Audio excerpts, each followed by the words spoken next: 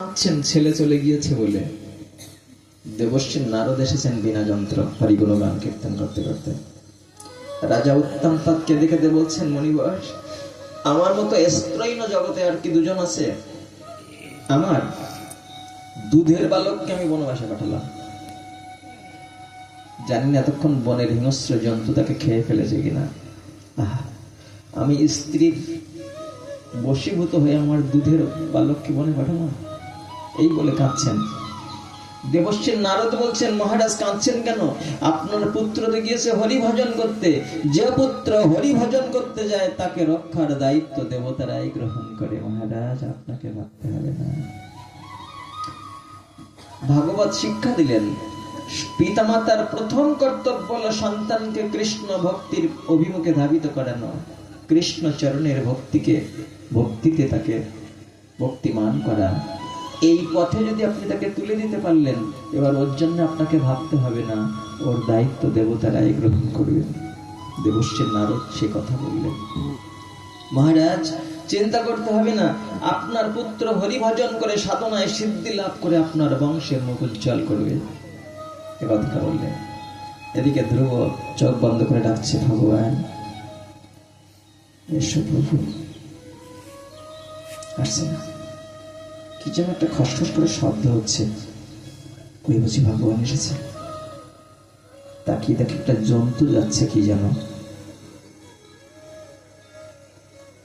গলা জড়িয়ে ধরেছেন, বনের বাঘ। তাই নাকি আমার ভগবান? মা বুঝি তোমার কথা বলেছিল, এত দেরি করলে কেন ঠাকুর?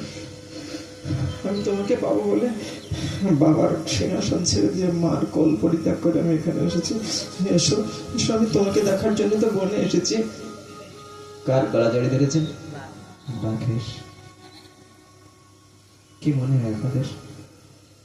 আচ্ছা, আমি যদি ওরকম বনে গিয়ে বাঘের গলা জড়িয়ে ধরে হরিনাম কীর্তন করি, বাঘ কি আমাকে ছেড়ে দেবে? আমার তো মনে হয় ছেড়ে দেবে না। আমার মতো গোপালকে খেয়ে ওর পেটও ভরবে না। পরের দিন গিয়ে হাড়গুলো খুঁজে পাবেন না আপনারা। তাহলে ধ্রুবকে ছাড়লো কেন? বাপ তাকে আঘাত করিনি, পাশ কাটি চলে গেল। কেন চলে গেল? হয়তো আপনারা বলবেন, সেই দিন আর এই দিন কি এক হয়? কেন হবে না? আগুনের দাহিকা শক্তি 1000 বছর আগে যেমন ছিল এখন তেমনই আছে। জলের পিপাসা নিবারণ করার ক্ষমতা 1000 বছর আগে যেমন ছিল এখন তেমনই আছে। বায়ুর শোষণ ক্ষমতা 1000 বছর আগে যেমন ছিল এখনো তেমন আছে। তাই যদি থেকে থাকে, ভগবানের কৃপা শক্তি লক্ষ কোটি বছর আগে যেমন ছিল এখন তেমনই আছে, একটু কমই নেই। তাহলে বাঘ ধ্রুবকে ছেড়ে দিল, আমাকে কেন ছাড়বে না? কারণটা ভাগবত বলে দিয়েছে, আমাকে কেন ছাড়বে না? যস্য প্রসন্ন ভগবান গুণ মৈত্রাদিভির হরি তস্মৈ নমন্তি ভূতানি নিম্নমাপইব স্বয়ং। যার মৈত্রী গুণে ভগবান সন্তুষ্ট হয়, তার প্রতি হিংস্র প্রাণীরাও নমনীয় হয়ে যায়। যেমন জলের স্বভাব হচ্ছে গড়িয়ে নিচের দিকে যাওয়া, ঠিক তেমনি হিংস্র প্রাণীর স্বভাব হলো যার মৈত্রী গুণে ভগবান সন্তুষ্ট হয় তার কাছে নমনীয় হওয়া। বুঝাতে পারলাম? মৈত্রী গুণ যার মধ্যে রয়েছে। মৈত্রী গুণ কাকে বলে? মিত্র থেকে মৈত্রী শব্দটা এসেছে। সবাইকে যিনি মিত্র করে নিতে পারেন, কৃষ্ণ ভক্ত যেখানে যাবেন অল্পক্ষণের মধ্যে সবাইকে তিনি আপন করে ফেলবেন। কাউকে তিনি বিদ্বেষের দৃষ্টিতে দেখবেন না, কাউকে হিংসার দৃষ্টিতে দেখবেন না, কারোর সাথে তিনি শত্রুতার আচরণ করবেন না। যেখানেই যাবেন কৃষ্ণ ভক্ত অতি অল্প সময়ের মধ্যে সবাইকে তিনি আপন করে ফেলবেন। এই যে গুণটা, এই গুণটাকে বলে মৈত্রী গুণ। বললেন, যার মৈত্রী গুণে ভগবান সন্তুষ্ট হয় তার প্রতি হিংস্র প্রাণীরাও নমনীয় হয়ে যায়। আমি তো মালা চন্দন পরে সাধুর মতো সেজেছি, আমার মধ্যে সাধুত্ব বলে কিচ্ছু নেই। আমার মধ্যে রয়েছে অহংকার, হিংসা, অভিমান, ছলনা, প্রতারণা, সব ভরা। শুধু বাইরের দেহটা মালা চন্দন দিয়ে ঢেকে রেখেছি। বাঘ আমাকে খাবে না তো আপনাকে খাবে?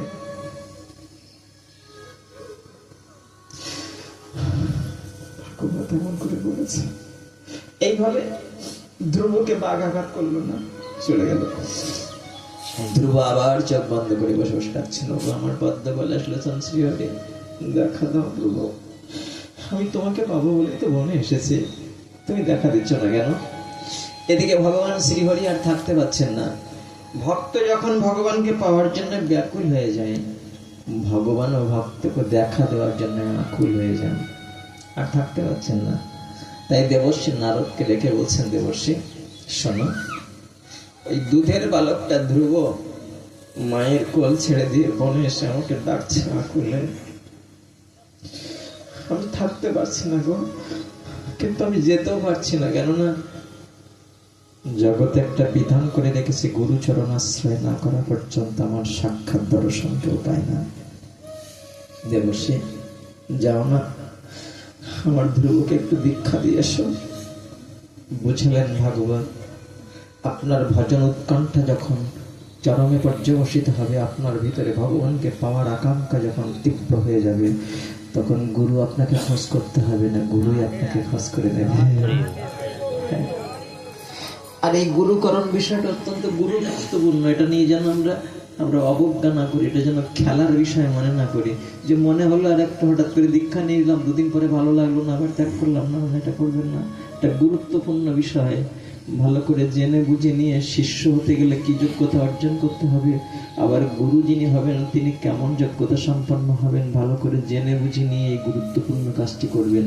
যতক্ষণ সেই সুযোগ আপনার জীবনে না আসছে, ততক্ষণ পর্যন্ত নামাশ্রয় করে একটু হরিনাম কীর্তন করুন। কলির জীবের উদ্ধারের জন্য নামই যথেষ্ট, কিন্তু প্রেম ভক্তির রাজ্যে প্রবেশ করতে গেলে, সাক্ষাৎ সেবা অধিকার লাভ করতে গেলে গুরুচরণ আশ্রয়ের আবশ্যকতা আছে। দেবর্ষি নারদ এসেছেন, ধ্রুবকে দেখে বলছেন, হে বৎস, কে তুমি? ওখানে বসে কি করছো? মধুবনে। বলছেন, আমি ধ্রুব, তপস্যা করছি। কেন? ভগবান পাবো তাই। আমার মা বলেছে ভগবানকে পেলে আর কোনো কষ্ট থাকবে না, তাই আমি ভগবান পাওয়ার জন্য এসেছি। দেবর্ষি নারদ বললেন, রে বৎস, এত অল্প বয়সে কেউ ভগবানের দেখা পায় না, এই হিংস্র বিপদ সংকুল এই বনে তুমি থেকো না, হিংস্র জন্তু রয়েছে এখানে, তোমাকে খেয়ে ফেলবে। ধ্রুব বললেন, আপনি কে? বলছেন, আমি দেবর্ষি নারদ। ও দেবর্ষি, আপনি সাধু না? হ্যাঁ হ্যাঁ। তো আপনি আমাকে এমন বলছেন কেন? আমার মন বলছে যে আমি ভগবান পাবো। দেবর্ষি বললেন, কি করে বুঝলে তুমি ভগবান পাবে? ধ্রুব বললেন, যদি ভগবান না পাই তাহলে আপনার মতো সাধুর দেখা কেন পেলাম? আপনার মতো সাধুর দেখা যখন পেয়েছি, তাহলে সাধুর হৃদয়ে মন্দিরে থাকা ভগবান আমি একদিন পাবই পাবো। আমার মন বলছে আমি ভগবান পাবো। আমরা কীর্তন করি না, তোমার হৃদয়ে সদা গোবিন্দ বিশ্রাম,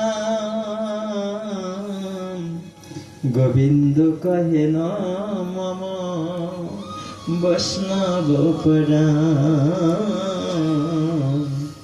ভক্তের হৃদয় মন্দিরে যদি ভগবান থাকেন, তাহলে ধ্রুব বলছেন, আমার বিশ্বাস যে আমি একদিন ভগবান পেয়ে যাব। আমি যদি ভগবান না পেতাম, তাহলে আপনার মতো ভক্তের দেখাও আমার ভাগ্যে জুটতো না, আমি ভগবান পাবো। দেবর্ষি নারদ বুঝলেন একে ফিরানো সম্ভব হবে না।